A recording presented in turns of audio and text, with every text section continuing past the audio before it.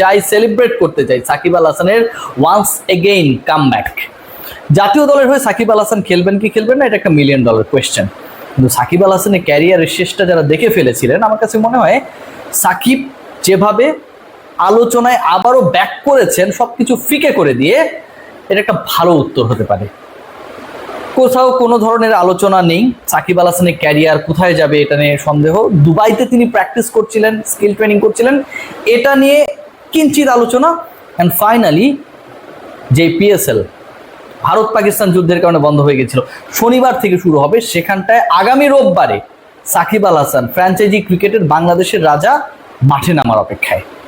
ইয়াস, লাহোর ক্যালেন্ডার্সের হয়ে তিনি খেলছেন, পুরনো খবর। তার দলে আরও একজন রয়েছেন রিশাদ হোসেন, এটাও পুরনো খবর। কিন্তু নতুন খবর যেটা, সেটা হচ্ছে সাকিব আল হাসান যেদিন আলোচনায় থাকেন, অন্য সব আলোচনা সেদিন ম্লান হয়ে যায়। একবার চিন্তা করে দেখুন যে সবশেষ প্রতিযোগিতামূলক ম্যাচ যেটা সাকিব আল হাসান খেলেছেন, আমি স্ক্রল করে দেখার চেষ্টা করছিলাম, সেটা হচ্ছে গেল বছরের নভেম্বরের 30 তারিখে। এটা হচ্ছে মে মাস চলে 2025, 2024-এর নভেম্বরের 30 তারিখে প্লাস মাইনাস করলে প্রায় 6 মাস। এই 6 মাস এই ছেলেটা কোনো ধরনের ক্রিকেটের মধ্যে ছিলেন না। কিন্তু না থেকেও তিনি যেভাবে তৃতীয় বায়োমেকানিক্যাল টেস্টে পাস করার জন্য চেষ্টা চালিয়ে গেছেন, পাস করেছেন। অলরাউন্ডার সাকিব আল হাসান সেই নেমটাকে আবার ব্যাক করিয়ে এনেছেন। যেভাবে সাকিব আল হাসান হাল না ছেড়ে দিয়ে দুবাইয়ে গিয়ে অনুশীলন চালিয়েছেন, যেভাবে সাকিব আল হাসান ওয়ার্ল্ডের সবচেয়ে প্রেস্টিজিয়াস ফ্র্যাঞ্চাইজি টুর্নামেন্টগুলোর প্রথম 3টার একটা পিএসএলে, যেটাই হোক প্রেক্ষাপট যেটাই হোক, নিজের দল নিজের নাম আলোকিত করার প্রেক্ষাপট রচনা করেছেন, এটা ভাই শুধুমাত্র সাকিবের সাথেই যায়।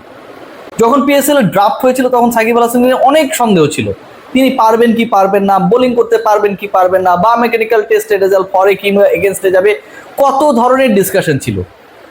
সেই পার্টিকুলার টুর্নামেন্টটি বাধ্য হয়েছে যখন বিদেশিরা পিএসএল খেলতে অনাগ্রহী, অনেকেই ভয় পাচ্ছেন, সাকিব আল হাসানকে কল করতে। সাকিব আল হাসান পিএসএল এ লাহোর ক্যালেন্ডার্সের হয়ে খেলবেন, এটা তার তৃতীয় দল পিএসএল এ। এর আগে তিনি করাচির হয়ে খেলেছিলেন, এর আগে তিনি পেশওয়ারের হয়ে খেলেছিলেন, প্রায় 200-র কাছাকাছি রান করেছেন, উইকেট নিয়েছেন। কিন্তু এবারের আগমনটা তো ভিন্ন রকম রে ভাই। এবারের আগমন তো ফুল স্টপের পরে অনবদ্য একটা নতুন লাইন শুরু হওয়া, যেটা এত সুন্দর, এত অনবদ্য, এত চমকপ্রদ যে আগের সব কিছু, সব রচনা, সব প্রেক্ষাপট, সব ভূমিকা ম্লান হয়ে যায়।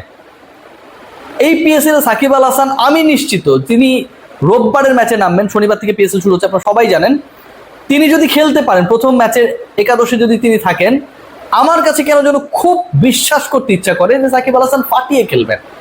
সাকিব আল হাসান আমাদেরকে আরো একবার অনুসূচিত করবেন যে এই ছেলেটাকে নিয়ে যে ধরনের ক্রিকেটীয় পলিটিক্স হয়, ক্রিকেটের বাইরে তিনি অনেক ধরনের কর্মকাণ্ডের সাথে জড়িয়েছেন, সেটা নিয়ে যথেষ্ট ধরনের বিতর্ক রয়েছে। সাধারণ মানুষ পছন্দ করে না, আমিও পছন্দ করি না, কিন্তু ক্রিকেটীয় প্রেক্ষাপটে সাকিব আল হাসানকে নিয়ে যে ধরনের ইন্টারনাল পলিটিক্স হয়েছে, সেটা যে আসলে নোংরামি, ডার্টি পলিটিক্স হয়েছিল, সেই ব্যাপারটাকে আমার কাছে মনে হয় অনুশোচনায় ভোগানোর জন্য সাকিব আল হাসানকে তার খেলা প্রথম ম্যাচটায় পারফর্ম করাটা খুব জরুরি। যখনই সাকিবকে নিয়ে আলোচনা হয়, যখনই মনে হয় তিনি হারিয়ে গেছেন, যখনই মনে হয় তিনি ক্ষয়ে গেছেন, আর কখনো কামব্যাক করতে পারবেন না, ওই সময়টাই সাকিব যেন সর্বশক্তি দিয়ে ফিরে আসেন। দেয়ালে পিঠ ঠেকে যাওয়ার পর যে কামব্যাক করে যে সাকিব আল হাসান, এই সাকিব আল হাসান একদম অন্যরকম। সেই অন্যরকম সাকিব আল হাসানকে নিয়ে আবার একটা ভিন্ন রকম টেনশনও রয়েছে। পিএসএল নিয়ে আলোচনা করছি আমরা। রোববারে 18 তারিখে তিনি খেলবেন লাহোর ক্যালেন্ডার্সের হয়ে, মাঠে নামবেন, সে এক্সপেকটেশনস করছি আমরা। রিশাদ সাকিবের একই দল, আমরা রিশাদের এখনো ফিউচারটা জানি না যে আসলে লাহোরের হয়ে কয়টা ম্যাচ খেলতে পারবেন নাকি পারবেন না, কিন্তু সাকিবের ক্ষেত্রেও তো একটা অনিশ্চয়তা তৈরি হয়েছে। এখন পর্যন্ত সাকিব আল হাসান এনওসি, অনাপত্তিপত্র, no objection certificate from Bangladesh cricket board, যেহেতু তিনি বাংলাদেশ ন্যাশনালিটি ক্যারি করেন, পান নাই।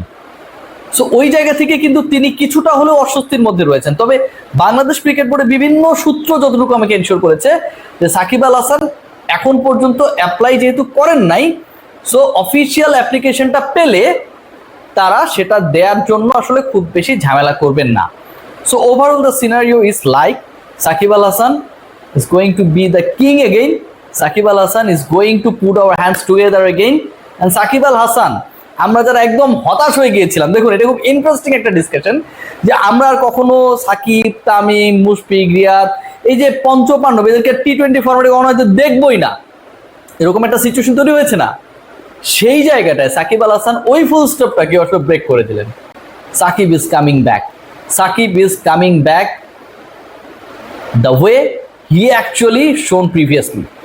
তিনি যদি সেই ওয়েতে ফিরতে পারেন, যখন সাকিব আল হাসানকে ধরাই হয়, যখন সাকিব আল হাসানকে কাউন্টি করা হয় যে Shakib Al Hasan is no more, তখনই সাকিব আল হাসান প্রুফ করে দেন, yes he is alive, is Shakib Al Hasan. So expecting for a very very good start from him. বিসিবিও অনাপত্তিপত্র নিয়ে কোনো ধরনের আপত্তি জানাবে না, সেটাও একটা এক্সপেকটেশনস আছে। এবং লাহোর কালান্দার্সের হয়ে প্রথম ম্যাচ রোববারে তিনি যেটা নামবেন, সেটা যেন নিরাপত্তার অ্যাসপেক্টসেও ঠিকঠাকভাবে হয়, সেই প্রত্যাশাটা আসলে আমাদের রাখতে হচ্ছে।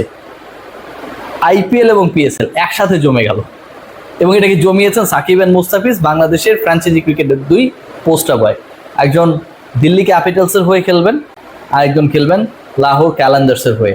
সো আইপিএল এবং পিএসএল নিয়ে আমরা যারা আসলে কিছুটা হলেও হতাশ ছিলাম, আমার কাছে মনে হয় সব হতাশা অন্তত আপাতত দূর হয়ে গেছে। সবাই ভালো থাকবেন, take great care. Shakib Al হাসানের জন্য তার নিউ জার্নিতে, তার কামব্যাক জার্নিতে অনেক অনেক শুভকামনা। Take great care.